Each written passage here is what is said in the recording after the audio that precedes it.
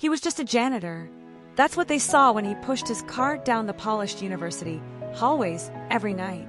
A man in a faded navy uniform, quietly wiping down whiteboards and emptying trash bins long after the real intellectuals had gone home. But one afternoon, in a packed lecture hall, everything changed. A professor laughed, a challenge was thrown into the air, and the man no one noticed walked to the front of the room and picked up a piece of chalk. What happened next didn't just silence a classroom, it exposed something far deeper. Because this was never just about an equation. It was about who people believe is capable of solving one. Professor Whitmore was different, brilliant, celebrated, known for his sharp tongue and even sharper mind. His lectures were theatrical, often laced with humor that walked a fine line between clever and cutting. That afternoon, standing before a hall full of eager students, he wrote an advanced equation across the board, one even his top scholars had struggled to solve. He laughed lightly and made an offhand remark about how solving it would require a certain pedigree of intellect. A joke to some, a sting to others. Daniel was at the back of the room, replacing a flickering light panel. He heard it, and something in the room shifted. Daniel Harper was 32 years old, tall and lean, with thoughtful brown eyes and hands rough from years of work. During the day, he kept to himself, moving quietly through campus buildings while students rushed past him without a second glance. At night, he studied old math textbooks, online lectures, scribbled notes folded carefully into his locker. Years ago, financial hardship had forced him to leave college before finishing his degree in mathematics. Life had demanded survival instead of dreams. So he worked, and he learned in silence.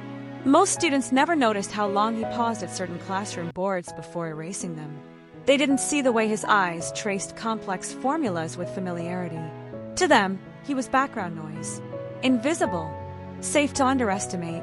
The professor, writing the laughter, made a bold challenge. If anyone in the room, or perhaps anywhere, could solve it cleanly, he considered it a miracle. Some students glanced back at Daniel amused. The janitor, solving a doctoral-level equation, that was the real joke. But Daniel didn't laugh. He felt something older than embarrassment, something familiar, the quiet burn of being measured before being known. When the room settled, he stepped forward. At first, no one understood what was happening. A few chuckles, a few phones lifted, ready to record what they expected to be humiliation. Daniel walked to the board. The chalk felt lighter than he expected. For a moment, the entire lecture hall held its breath.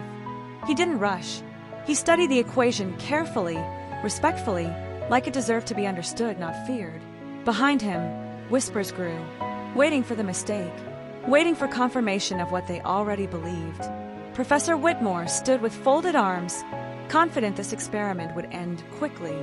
Daniel wrote the first line. Precise. A murmur rippled through the room. He moved to the next step, simplifying a section most students had struggled with all week.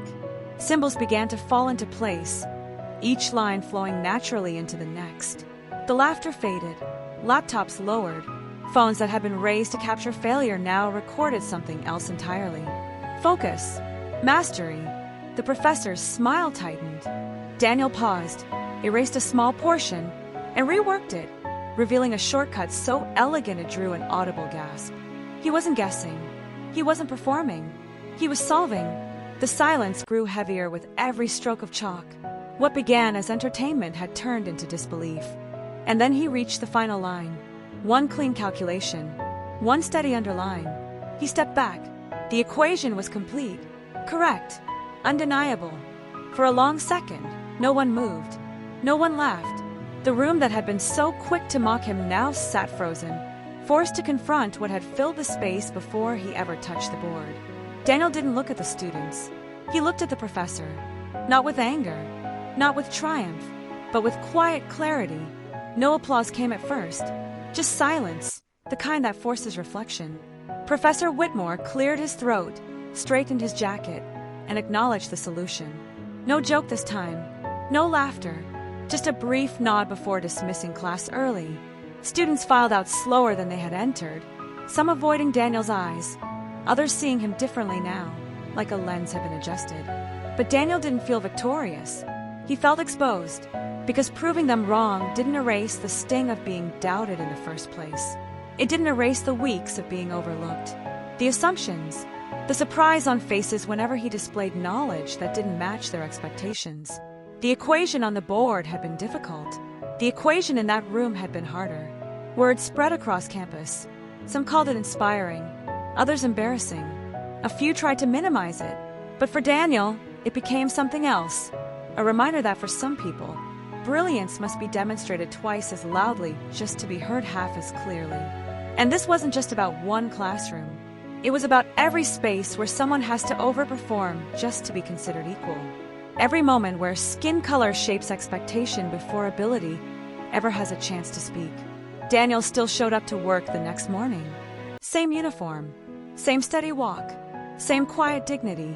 But something had shifted, not just in that lecture hall, in the narrative itself, because the real question was never whether he could solve the equation.